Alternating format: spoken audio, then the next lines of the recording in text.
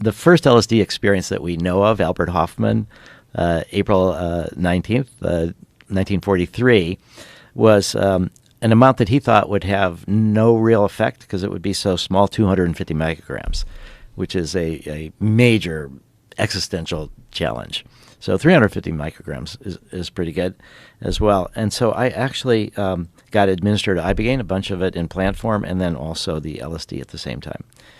And I could tell the differences between the drugs. I could tell coming up on the LSD and moving towards this kind of ego dissolution and opening up and different my emotions and how am I going to do this political work and who am I and am I qualified and all of this.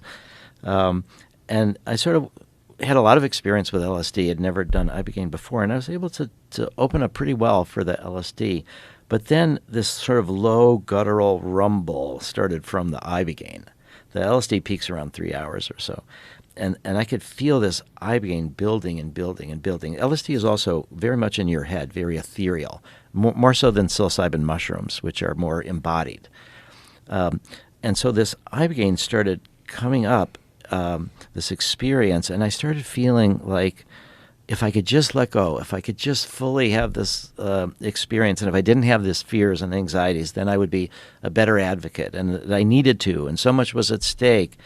But then I felt I couldn't let go because I was too scared, and then I would be hating myself. So I felt that there was this cycle of, I'm not as good as I should be. I wish I could let go. I do have these emotions of fear. And then I would feel that and get nauseous, and then I would vomit. And then I would feel relief for like a minute or so. And then the swirl would begin, and each of them is like 15 or 20-minute cycles and stuff. And then I would get to this peak, and then I would vomit again, and over and over and over. And for a Jewish person, the imagery that I had was that I was being crucified on the cross of self-perfectionism. That I didn't want to be human in a way. I wanted to be perfect. I wanted to be more than I was. And that this idea that I was not perfect, it just was this connection between self-criticism and self-hatred. And I could see that. And it just made me sick, and I wished I could do more. But I couldn't get out of it. And I had like a 12-hour cycle of that over and over and over. I mean, I was like dry heaving. I had nothing left to throw up anymore.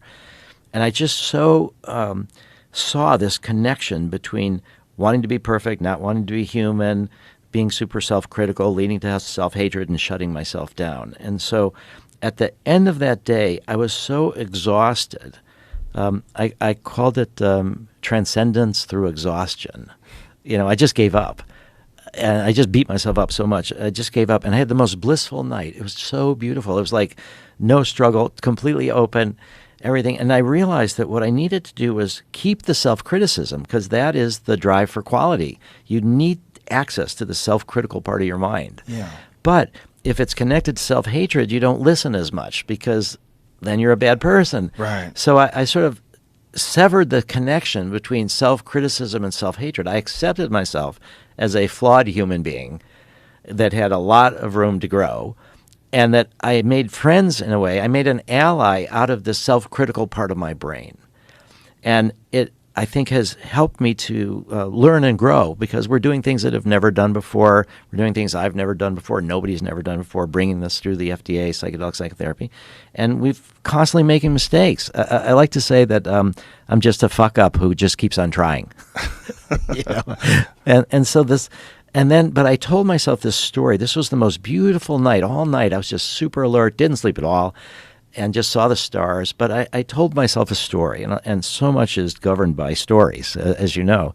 But the story was that I was telling myself is that I had not earned this. I hadn't had a breakthrough. I just exhausted myself. So I said, when the sun comes up, I'll be back stuck in this nauseous space. I don't know why I told myself that story, but I did. And the sun comes up, and then I was like stuck and nauseous again, and I couldn't move for a day. I actually had to sit there or lie there really in a fetal position. A friend was supposed to come pick me up. I said, I can't move. Do you think you brought that on yourself? In a way, I do. I think the stories we tell ourselves, I mean that's sort of PTSD or depression. Yeah. The story, and that's what we're saying about you get in these grooves, And that's where the psychedelics can shake things up, and the neuroplasticity is what really permits you to see it in a different way. So I spent the whole next day just curled in a puddle, basically. Occasionally they'd bring me a banana to eat or something like that. And then by the third day, finally, I was able to stand up without being nauseous, and a friend came and picked me up and ended up driving me away. And as we were driving, I'd only been there once. This was at a house I'd never been to before, and we were going back to familiar ground in the same way. And I had this sense in my mind that I knew what was around the corner. And I would say, oh, I think we're going to see this. And a couple of times we did. And so what I think happened is that I was taking it in peripherally, but I wasn't paying attention to it when I was going there. It wasn't like I was, telepathic in a way or anything like that. It was just that all these experiences had sort of been there but hadn't registered. And I think I cleared out a lot of space in my mind from this constant self-criticism. So I had a more openness in the space, and I could remember things.